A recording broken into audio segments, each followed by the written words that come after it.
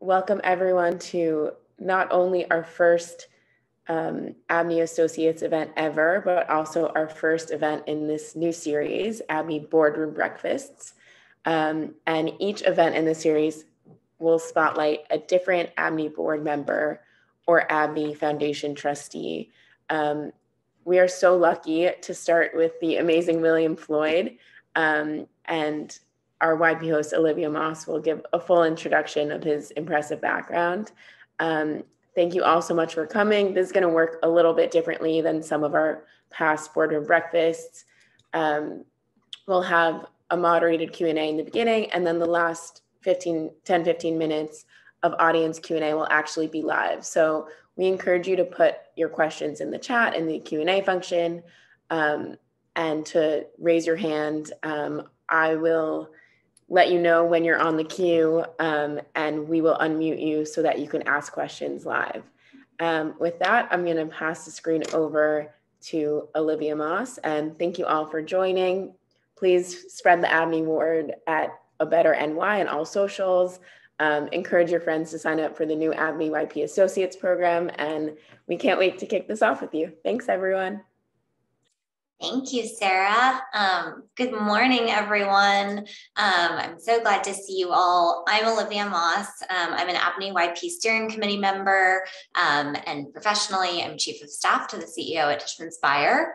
I want to first thank the ABNY team for bringing us all together for this event today, and for giving me the opportunity to walk through ABNY member questions with our guest. And with that, it's my pleasure to introduce William Floyd, who is Google's Senior Director of Government Affairs and Public Policy. William leads Google's US state and local public affairs team, focusing primarily on the states and communities where Google has a presence. William creates and executes Google's government and regulatory strategy on the local level, supports local philanthropic initiatives, and connects with key opinion formers and elected officials to provide community relations programs. His team is distributed regionally, each representing Google's policy objectives. William, welcome. It's such a pleasure to speak with you today. Thank you, Olivia. That was a great introduction. I didn't know I did most of that, actually. Well, we are going to dive into all of the things you do, and give everyone a chance to get to know you a little better and get to know a little more about your involvement in ABNY. Maybe to start, if you could just tell us a little bit about your career trajectory. What led you to the position that you're in today with Google? You know, my career trajectory, Olivia, at least when it started off, seemed a bit chaotic, at least to me. I'm a longtime New Yorker, went to school here at Columbia, and initially thought I was going to be an economist. So I was studying economics for a long time, several years, until I actually had to take a related course, and I picked urban affairs and urban politics. And that course, at least at that time, was being taught by Councilmember Gail Brewer. And Gail, she's the first person to admit, and she's correct, actually set me off on a path that diverged greatly from economics.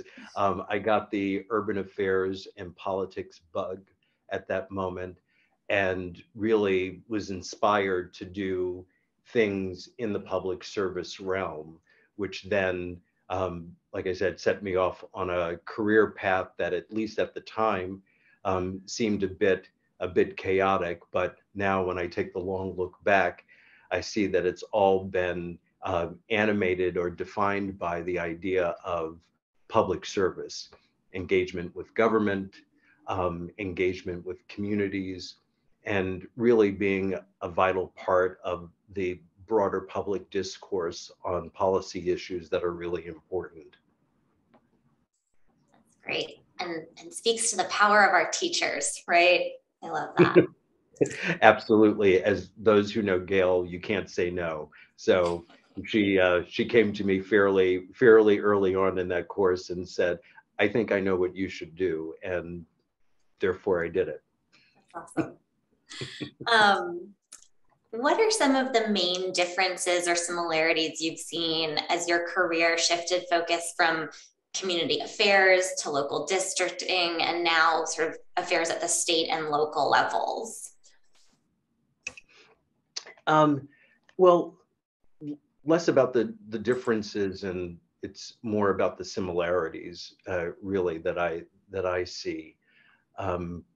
Again, after being inspired by Gail, I set out to do really good substantive community work. So I spent the first few years working in government. I worked in a community board, worked for Mayor Dinkins, worked for several not-for-profits, also worked in the private sector doing government relations, spent a long time at Verizon doing important telecom work right before 9/11. And then I spent a good part of my career doing consulting work for not-for-profits and for-profits alike. Now, those are, all seemingly, disjointed things, but really the underlying theme throughout that is public policy. Each one of those career points was animated by my desire to wanting to do something in the public policy realm. So the first part was community development, which is why I worked at the community board.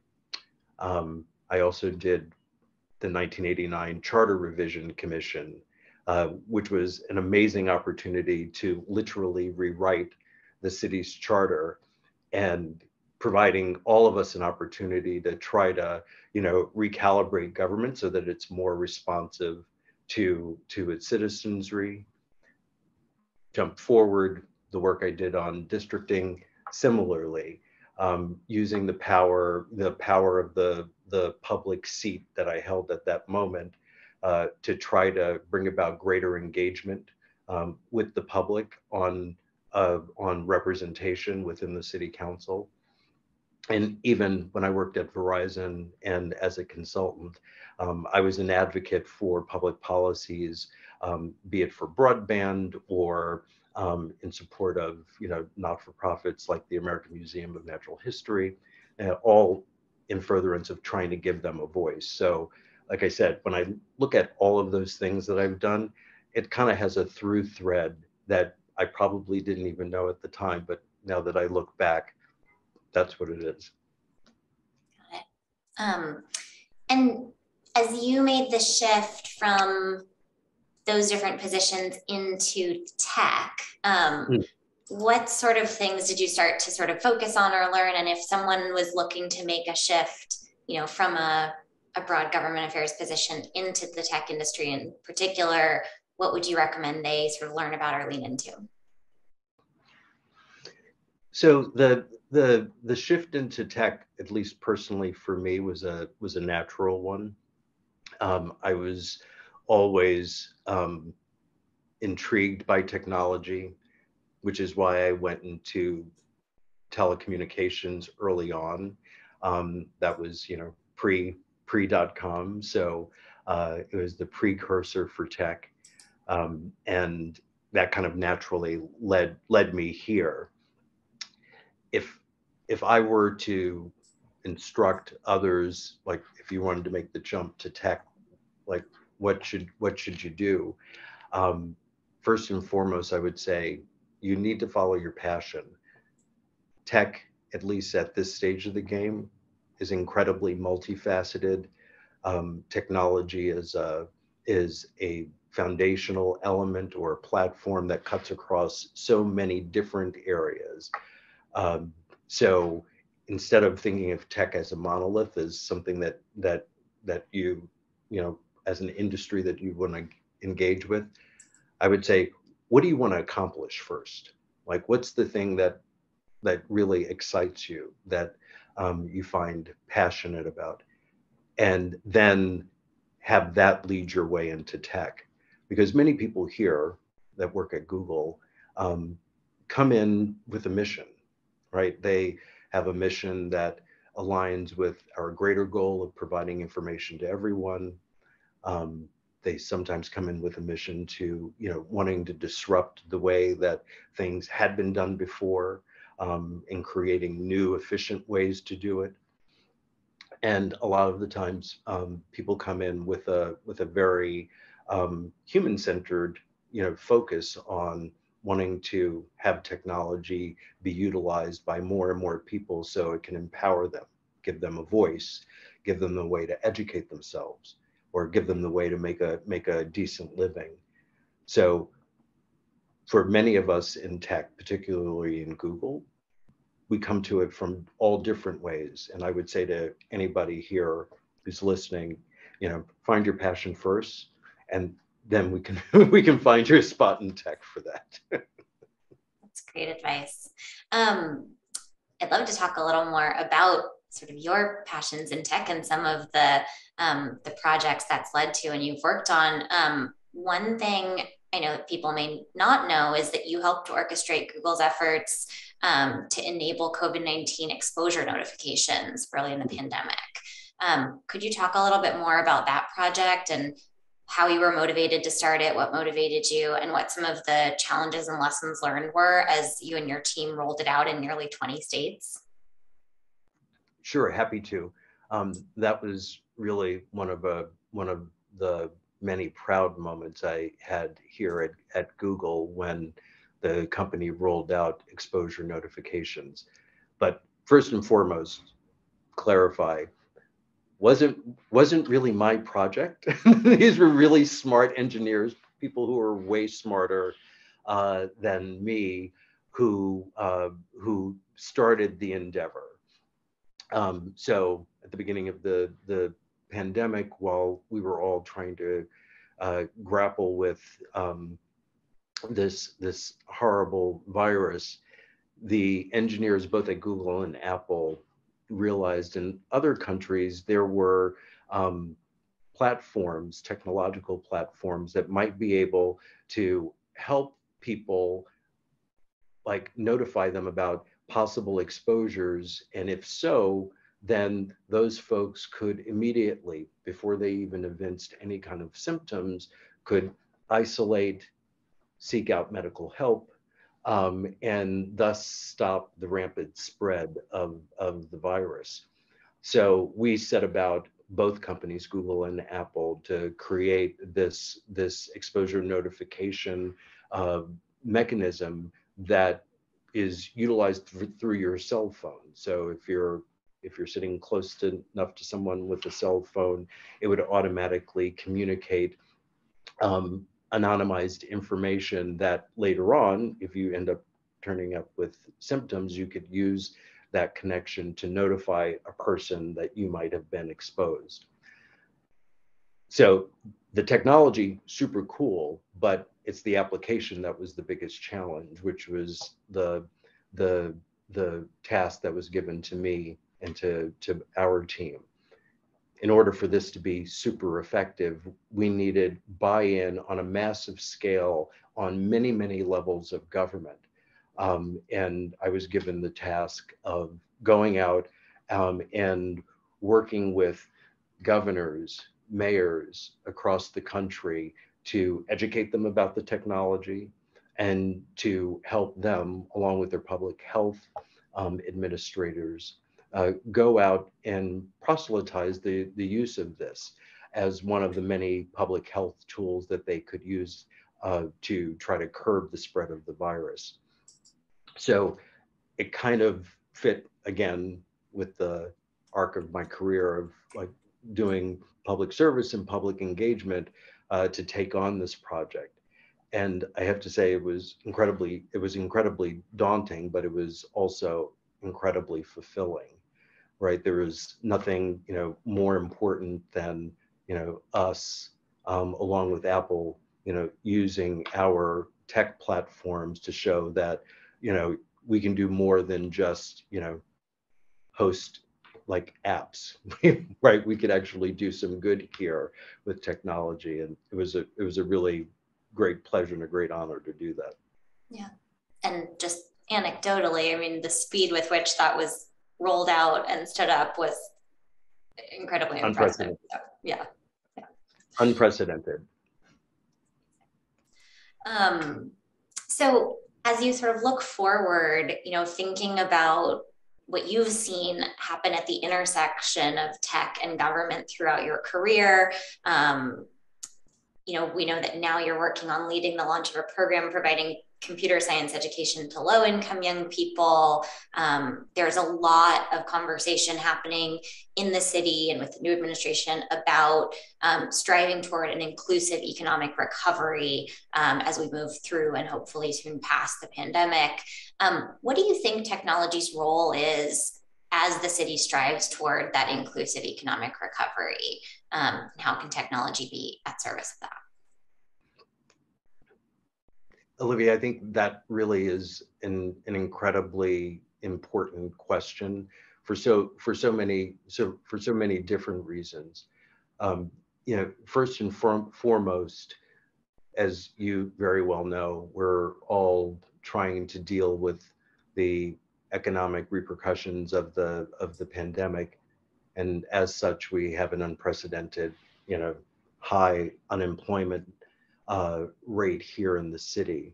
And if we're going to recover, and if we're going to recover equitably, we need to be able to address that.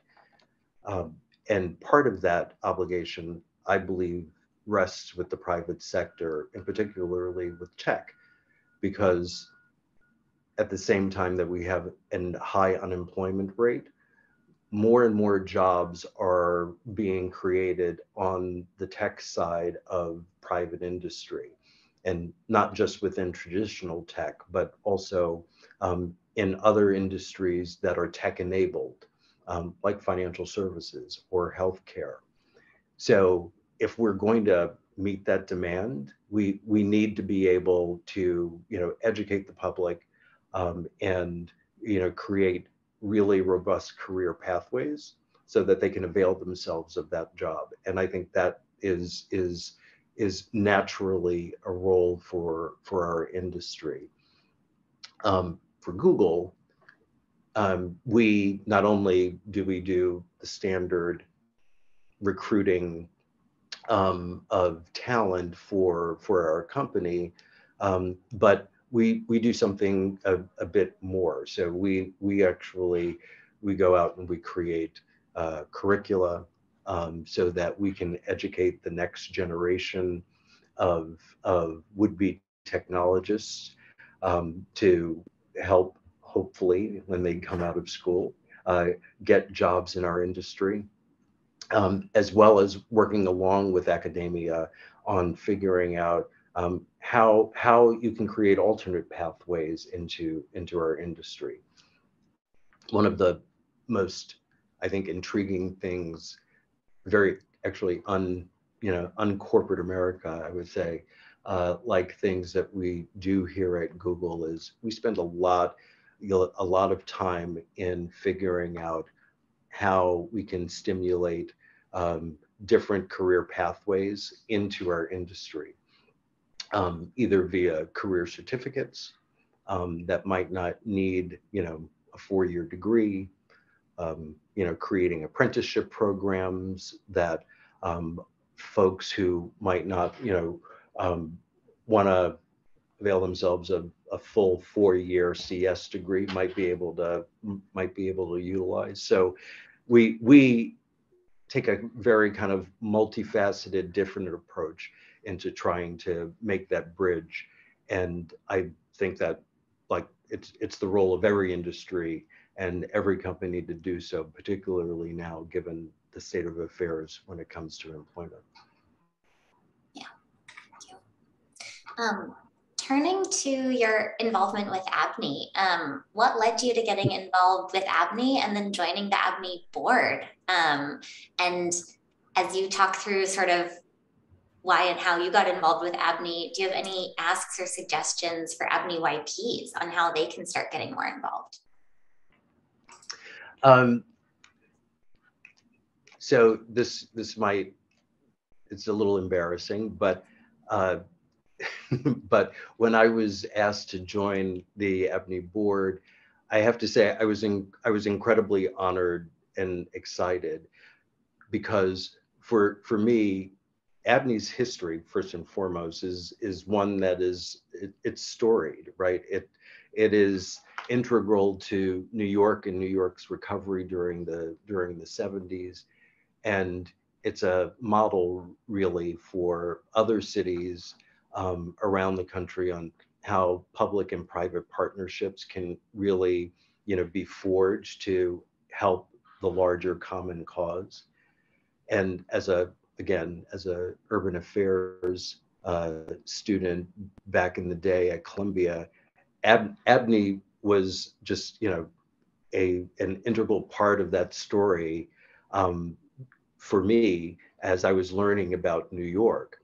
So jump forward, won't tell you how many years, but several years later, jump forward, and when I was invited to join the board, I have to say I was incredibly touched, because the folks who are, a part of this organization historically, are about as dyed-in-the-wool, true blue New Yorkers who are public servants as anyone could imagine. So I thought, like, wow, I must have really arrived.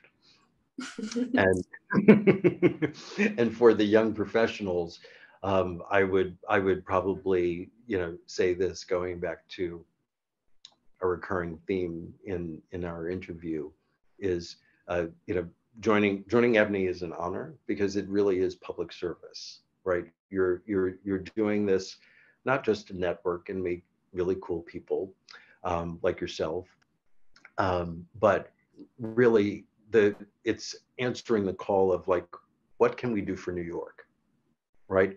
What can I, from the perch that I sit in my job as a New York citizen, what can I do to better New York? Because New York is an incredibly unique place. We take it for granted, right? That, the city of 8.5 million people and so many different industries and so many, different walks of life can coexist here. But it shouldn't be taken for granted. This is a grand experiment. And, ABNY is one of those elements in the experiment that really makes it work.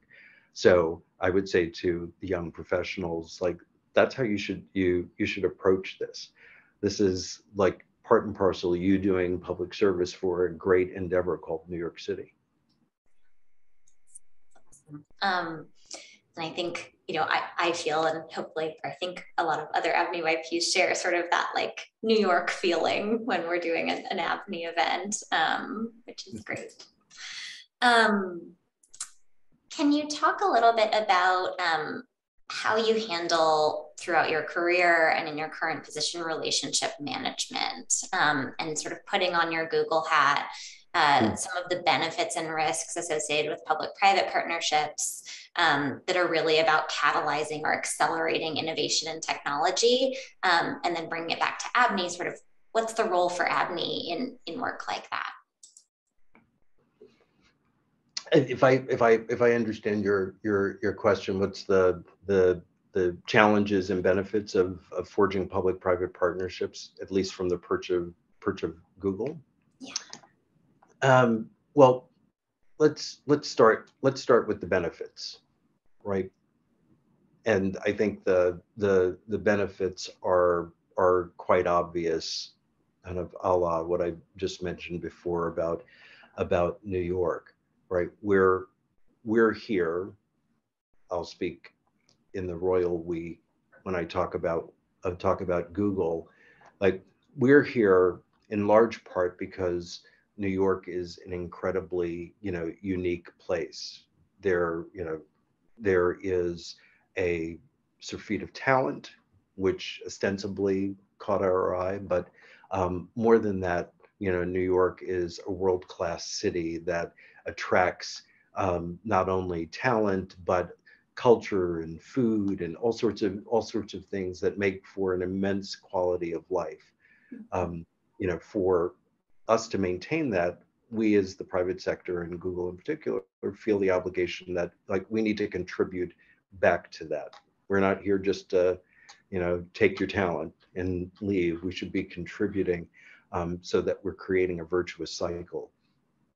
And public-private partnerships to me are kind of the essence of that, right? There's mutual shared interest in both the public sector and the private sector on very you know, core ideals that we should be contributing to, be it, you know, on the workforce development front or on the culture front.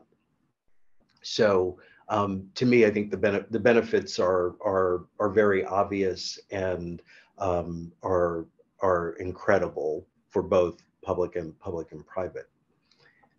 Now, the challenge is always the same challenge, right?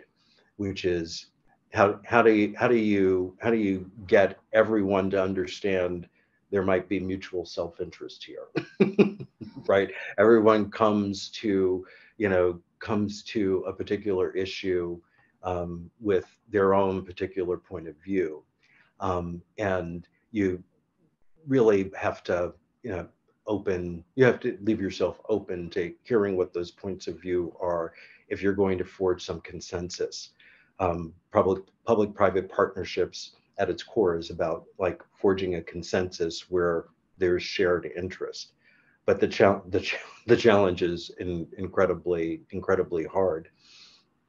And I'll give you one quick example of that from Google's perspective. So from several years ago, when we Stonewall had its 50th anniversary, the bar on Christopher Street that kicked off the LGBTQ rights movement around the world. Stonewall had an anniversary, and we were approached as a technology company, like, how can we, use technology to, create, real value around this public monument.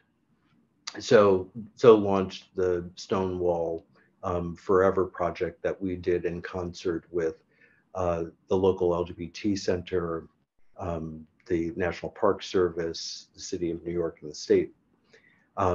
Really kind of ideal public-private partnership.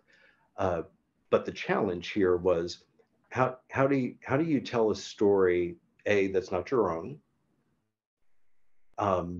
B, that is at its core like something very personal, right? There are lots of people who, Stonewall means very different things to them. And telling the story from all of those different perspectives is incredibly important.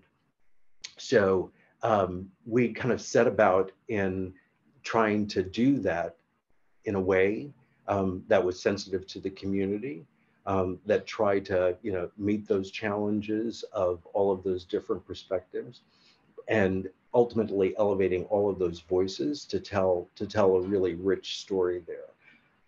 Not to toot our own horn, but I think we did a pretty good job. But it took nearly 2 years to do that, just to make sure that we were able to do it right and meet those challenges as they were coming up. Thank you. That's it's a really powerful example. Thanks for sharing it. And for ABNY, I would just say, Olivia, you're kind of perfectly poised to do those public-private partnerships because you're the appropriate forum. The power of being a convener and helping to balance out all of those benefits and those challenges is really critical. And I think ABNY could play a role there. Absolutely. I'll just flag for people that Laura posted your blog post on the Stonewall Forever initiative in the chat, so people should check that out to learn more.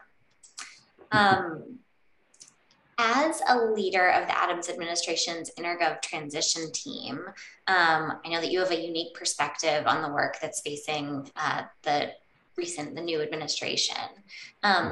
If you can pick one, what's the primary issue that you'd like to see the administration and or the new city council address? I know it's hard to pick just one. It is incredibly hard to pick just one. Well, if I could pick one, I would say the idea that the mayor, I think, articulates really well is one that, if I were him, I would lean into, which is trying to make government work better for the average citizen. And if any of you have heard him speak, he speaks incredibly passionately in a non-McKinsey, non-wonkish way about the real urgency of having government work efficiently for everyone, and particularly those who are underserved around the city, which there are many. And he, kind of leans into the idea of efficiencies, with the idea that the object should always be how are we serving John Q or Jane Q public, be it with public safety, or be it with workforce development, with the deployment of city services around New York. That's always first and foremost the user, the end user. And as a person who studied government, been in government, worked with government from all different positions, I would say it kind of doesn't sound sexy, but it's incredibly revolutionary if he can actually, tame the bureaucracy that is New York, so that it's more responsive to New Yorkers, no matter what their walk of life is. I would love to see the city council and the mayor's administration, partner on those type of policy goals. Yeah, that'd be great. Yeah. So looking sort of forward for Google, as many of us are thinking about returning to the office, Google was one of the biggest companies to pivot to hybrid and remote work in the early days of the pandemic. But we know you're back in the office today, which is exciting. And you also recently announced that Google would be making a huge investment in New York City at the St. John's Terminal building in Hudson Square. Can you talk a little bit about what you think the future of work looks like, specifically in New York for Google? So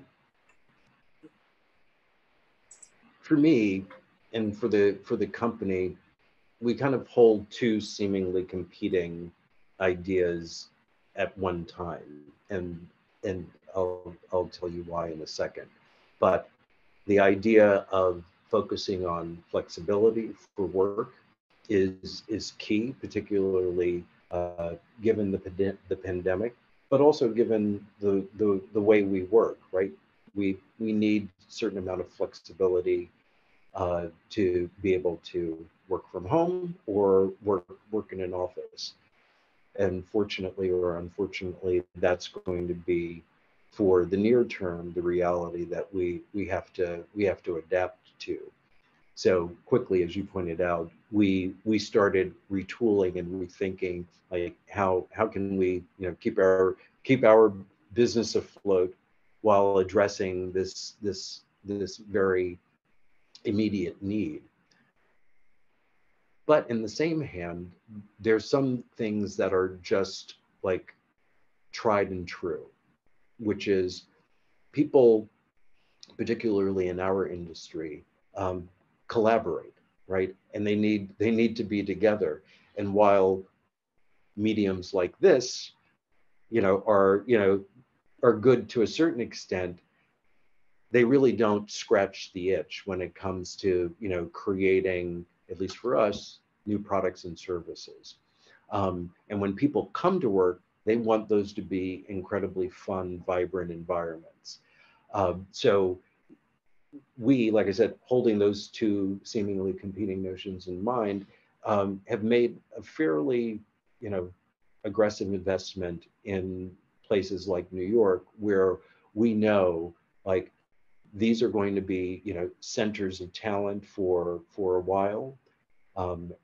These are going to be areas where we feel like we can contribute the most, both from as a private employer, but also as a corporate citizen.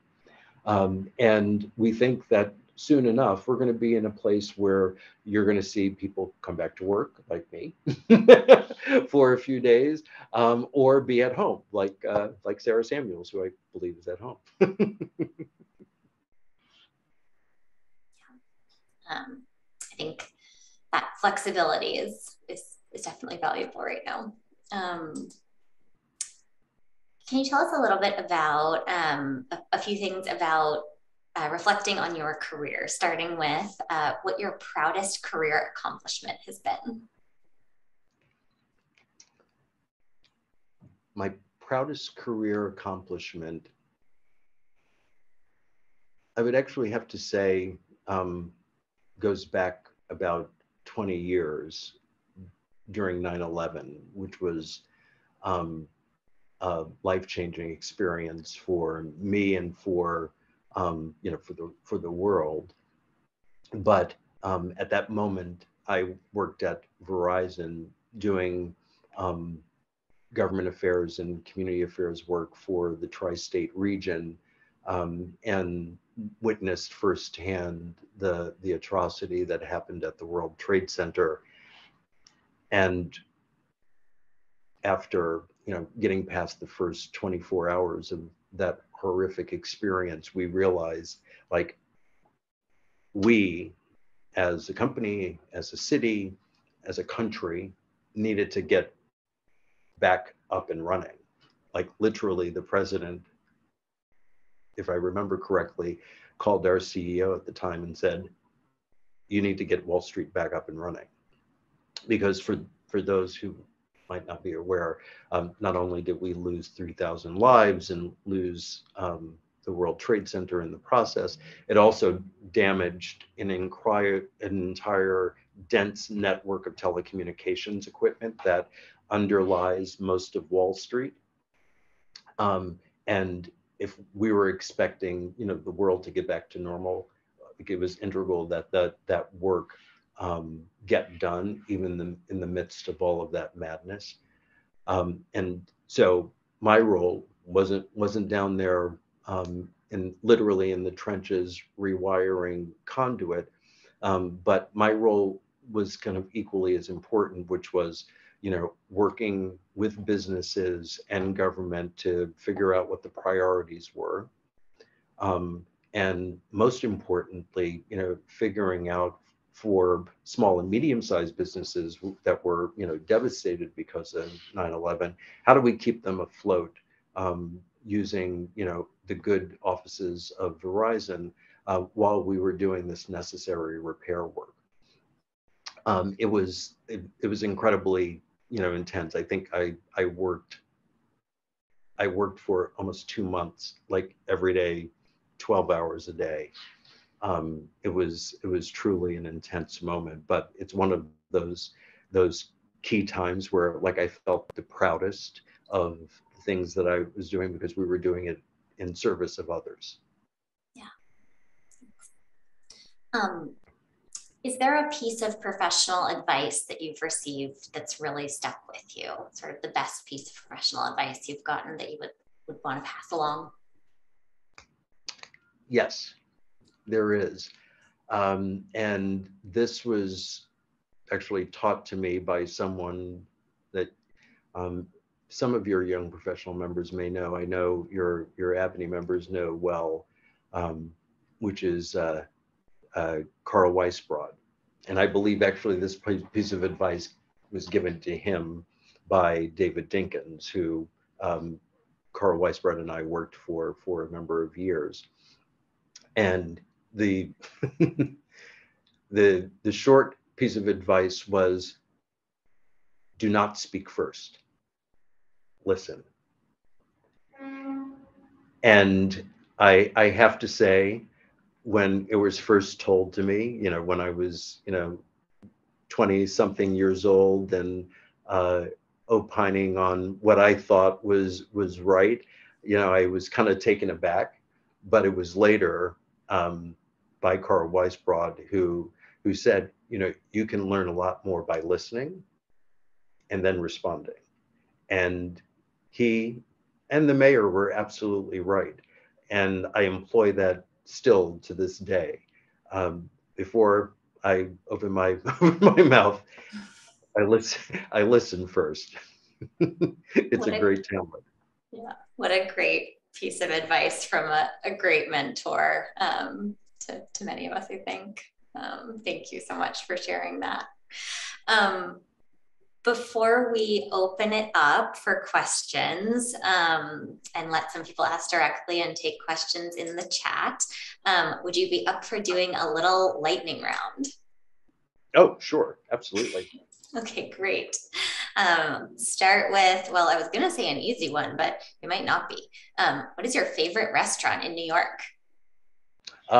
My favorite restaurant in New York, at least at the moment, is a vegan restaurant called Cadence on the Lower East Side.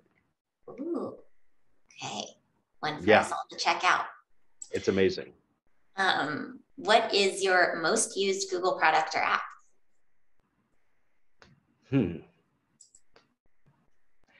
Maps.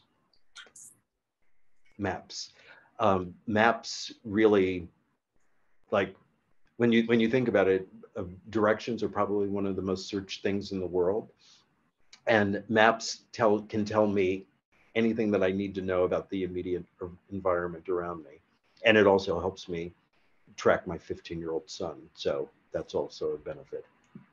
Very important for a lot of reasons. When we can get back to exploring the world again, what is your dream travel destination? I really want to get back to London. So right before the pandemic, took my family on a quick jaunt to London. Hadn't been there in maybe a little over a decade, and was, just fell in love with the city again. In many respects, it's like New York, and in others, really from a historic perspective, it is utterly unique. I could feel like I could spend several lifetimes just exploring that city. Hopefully we're all able to get back to our dream destination soon. Get back to her for the first time. Yeah, fingers crossed. In your mind and New York experience, what is the most iconic New York City landmark? That's hard. There are really so many. The one that probably comes to mind first is the Chrysler Building. The architecture, the way, it's silhouettes in the sky. There's you just see the outline of that, New York. Yeah. Okay, well, thank you so much, William. I think we're going to open it up to some questions from folks. I was going to say on the line, but that's cool, Olivia. In this room. Anyone have a question?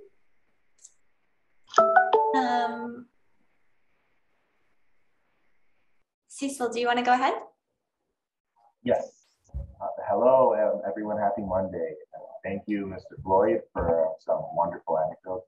So I'm coming from the perspective of a congressional staffer who is living my dream every day, working and helping represent my neighborhood in the Bronx, Congressman Rachel Torres. So I guess something I would love to hear about is something that you have really learned about the necessary direction of the tech industry, given the recent slew of congressional hearings and I guess public attention, even scrutiny, one would say, on a lot of these services and how they're provided.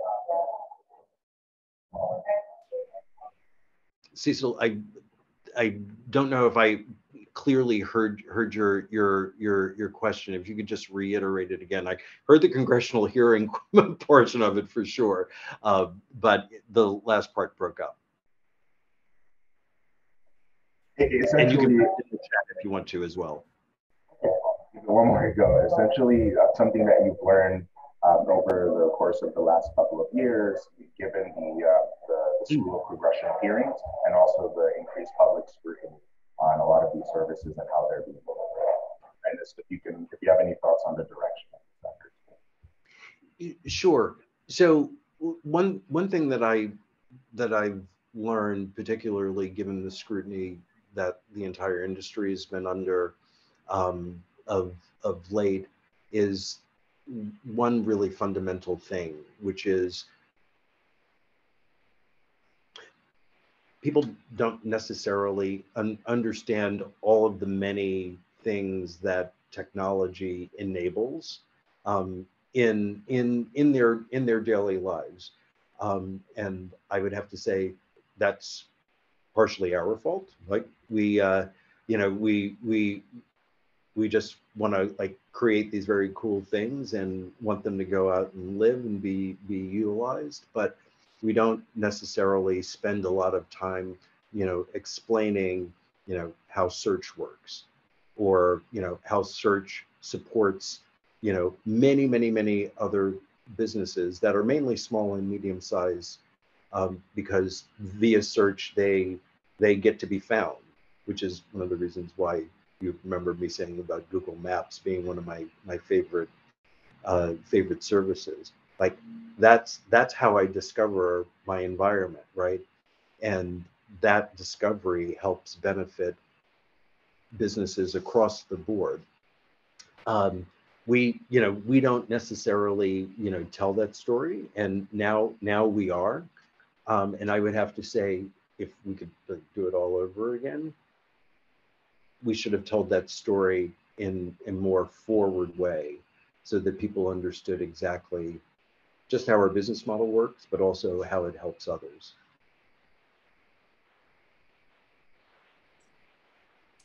I know there was another question in the chat from Kira. Kira, do you want to unmute and ask it directly?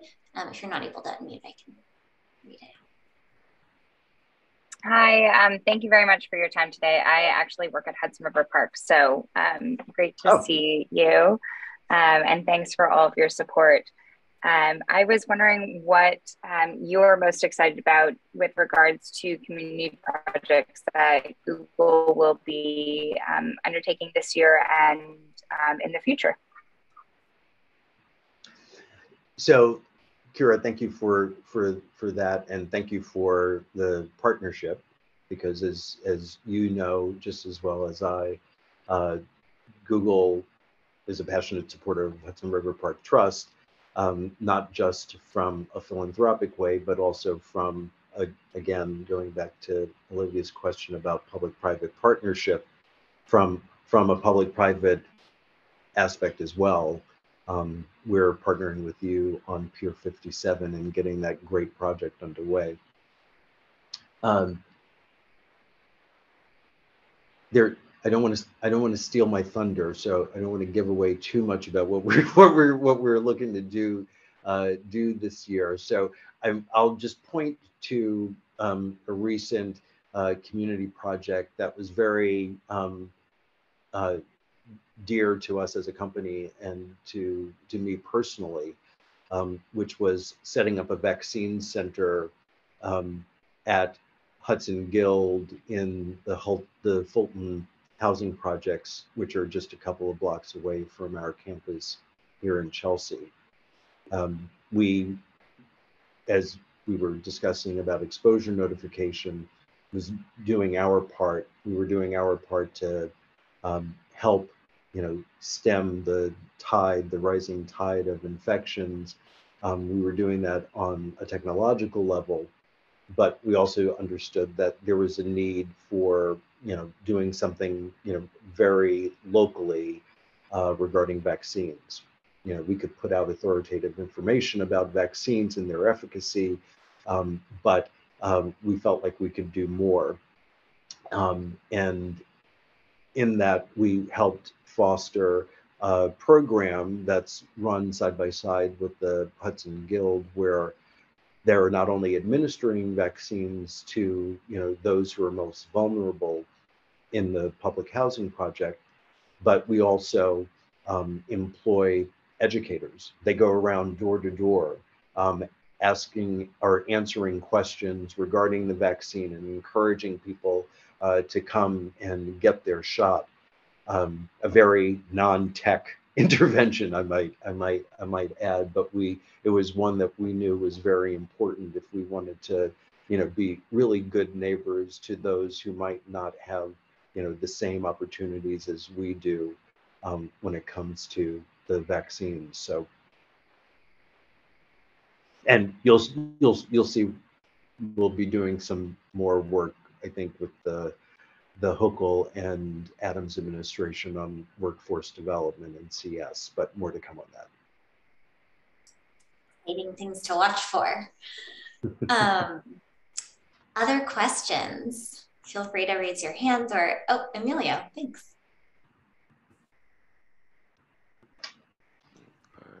Okay, perfect. First of all, William, I just want to say thank you for spending the time to give us your insights. I feel like it's very helpful as I try to navigate through my career in economic and community development. But in that light, I was wondering if there were any skills as you navigated through a variety of different roles and fields that you think were essential to your success.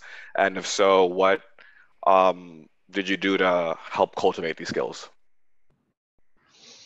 So I really appreciate that question, Emilio, because you made me remember a portion of my career that I almost forgot, which was the planning portion of my career, which I started out as a community planner for Manhattan Community Board 4, working on zoning projects. And that grew into something that culminated in me teaching community development at a local institution here in New York, out in Brooklyn. And it was in that process that I realized the whole community organizing piece that I learned first working at Community Board 4 and then later honed throughout the years, was something that you really can't learn in a classroom. You only learn by experience. And that talent really kind of came back more and more, even as I progressed throughout my career. I utilize a lot of the things that I learned back then now.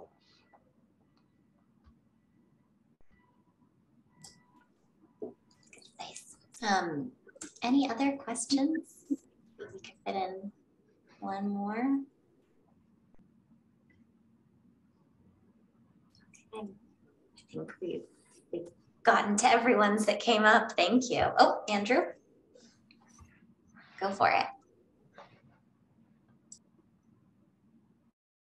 Andrew, you're on mute. You're on mute. Oh no, Andrew, we still can't hear you. If it's easiest to type it in the chat, we can see it that way. Yeah, thanks.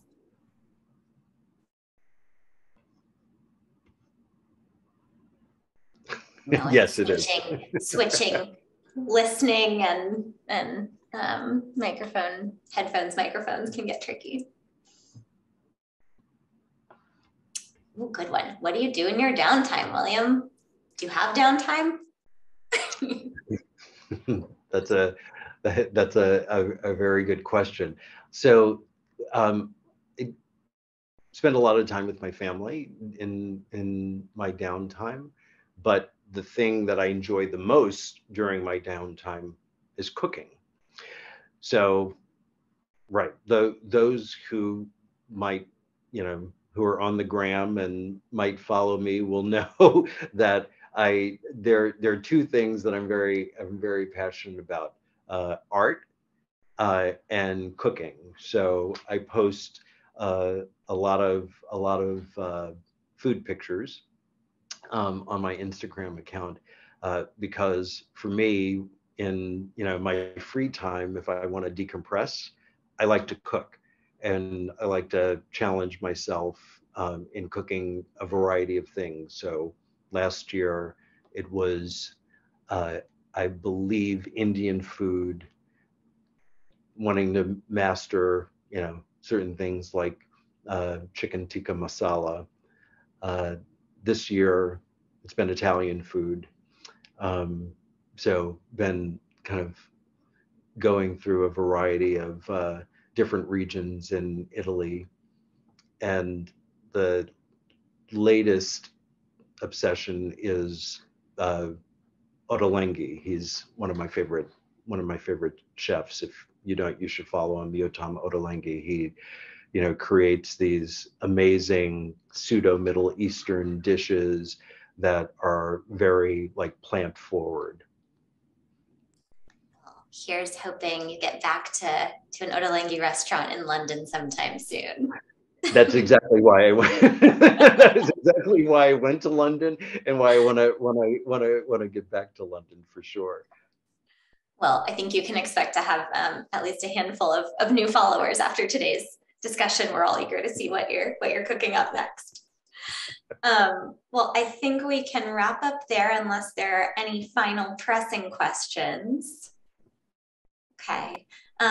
William, thank you so much. And ABNY team, thank you so much for this opportunity. William, it's been a pleasure to hear about your career journey, what you're thinking is up next for Google, and to hear some of your advice. Thank you for the time. Olivia, thank you. And thanks to ABNY for making me your guinea pig. We couldn't have chosen a better guinea pig. So thank you so much. This was really spectacular, and we really appreciate you taking the time. We know that you have a crazy busy schedule, and we're so grateful for all that you do for ABNY, for all that you do for New York. So thank you so much. Thank you, Olivia. Thank you, William. And we hope to see you all soon. Thanks, everyone.